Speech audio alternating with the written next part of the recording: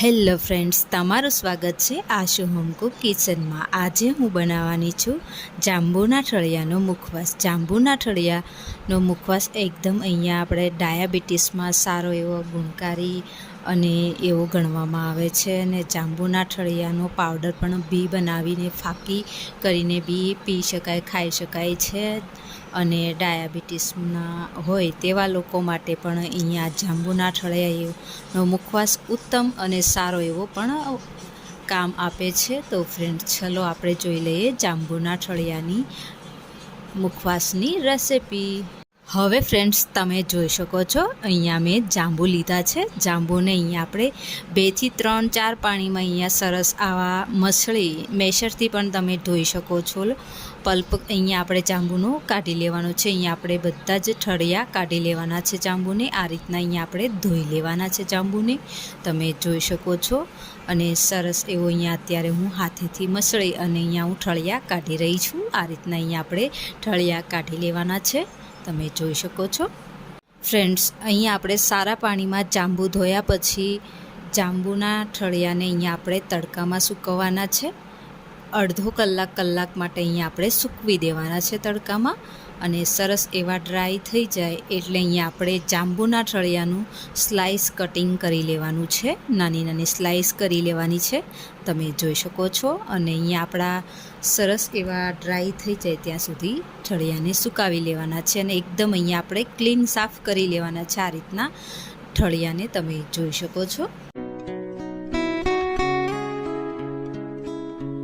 હવે ફ્રેન્ડ્સ, અહીંયા આપણા જાંબુના ઠળિયા સરસ એવા ડ્રાય થઈ ગયા છે। અને હવે અહીંયા આપણે જાંબુના ઠળિયાની અહીંયા આપણે કટિંગ કરી લેવાનું, સ્લાઇસ કટિંગ કરી લેવાનું છે। આ રીતના અહીંયા આપણે સરીથી કટ કરી લેવાના છે, તમે જોઈ શકો છો। અને સરસ એવું અહીંયા આપણે બધું જ આ રીતના કટ કરી લેવાનું છે, સ્લાઇસ કટ જ કરવાનું છે।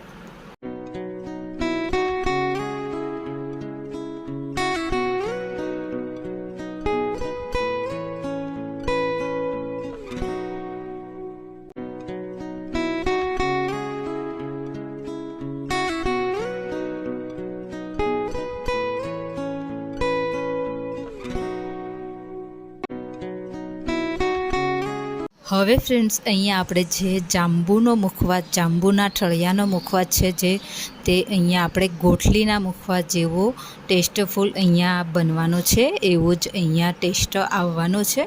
તો ફ્રેન્ડ્સ, તમે જોઈ શકો છો। અને અહીંયા આપણે જાંબુના ઠળિયાનો જે સેમ પ્રોસેસ અત્યારે આપણે અહીંયા કરી રહ્યા છે એ જ પ્રોસેસમાં તમે અહીંયા જાંબુના ઠળિયાની ફાકી બનાવી શકો છો, એમનો પાવડર કરી શકો છો। તો ફ્રેન્ડ્સ, તમે જોઈ શકો છો અહીંયા આપણે જાંબુના ઠળિયાનો અત્યારે મુખવાસ બનાવી રહ્યા છીએ। હવે ફ્રેન્ડ્સ, અહીંયા આપણે જે સ્લાઇસ કટિંગ કરેલું છે જાંબુના ઠળિયાનું, એમની અંદર અહીંયા આપણે 3 ટીસ્પૂન અહીંયા મીઠું એડ કરવાનું છે। અને અહીંયા 1 ટીસ્પૂન હળદર પાવડર એડ કરી દેવાનો છે।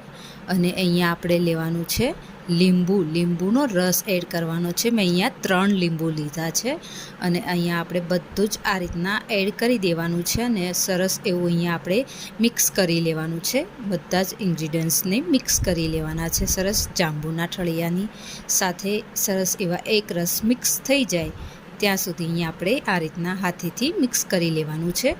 અને સરસ એવું અહીંયા આપણું મિક્સ થઈ ગયું છે।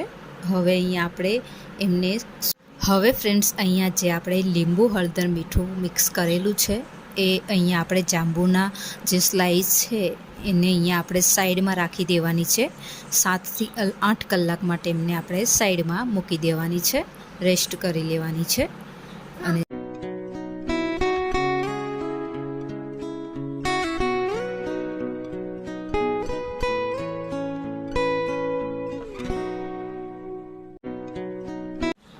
હવે ફ્રેન્ડ્સ, અહીંયા જે આપણે જાંબુની સ્લાઇસ જે 7 થી 8 કલાક થઈ ગઈ છે, એમને જે આપણે રેસ્ટ ઉપર રાખી હતી એમની 7 થી 8 કલાક થઈ ગઈ છે। અને સરસ એવું અહીંયા આપણું એવું હળદર મીઠું અંદર મિક્સ થઈ ગયું છે। અને હવે એમને અહીંયા આપણે તડકામાં સુકાવી દેવાની છે, સૂર્યપ્રકાશમાં અહીંયા આપણે સુકાવી દેવાની છે સ્લાઇસને।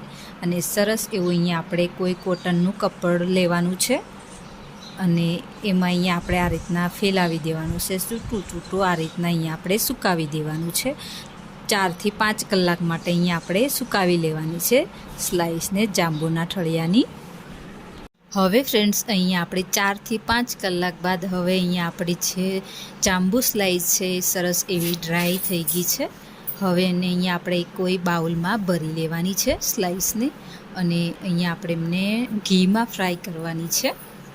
હવે ફ્રેન્ડ્સ અહીંયા આપણે એક કઢાઈ પેન લેવાનું છે અને એના અંદર અહીંયા આપણે 1.5 ટેબલ સ્પૂન ઘી એડ કરી દેવાનું છે આ રીતના અને સરસ એવું અહીંયા આપણે જે ડ્રાય થઈ ગયેલું અહીંયા જાંબુના ઠળિયાની સ્લાઈસ અંદર એડ કરી દેવાની છે આ રીતના અને સરસ અહીંયા આપણે ઘીમાં ચાંતળી લેવાનું છે એટલે હલાવતા રહેવાનું છે આ રીતના સરસ એવું અને અહીંયા આપણે જે જાંબુની સ્લાઈસ ફ્રાય કરી લેવાની છે આ રીતના અને અહીંયા આપણે ગેસ એકદમ અહીંયા આપણે મીડિયમ ટુ લો ફ્લેમ પર જ રાખવાનો છે।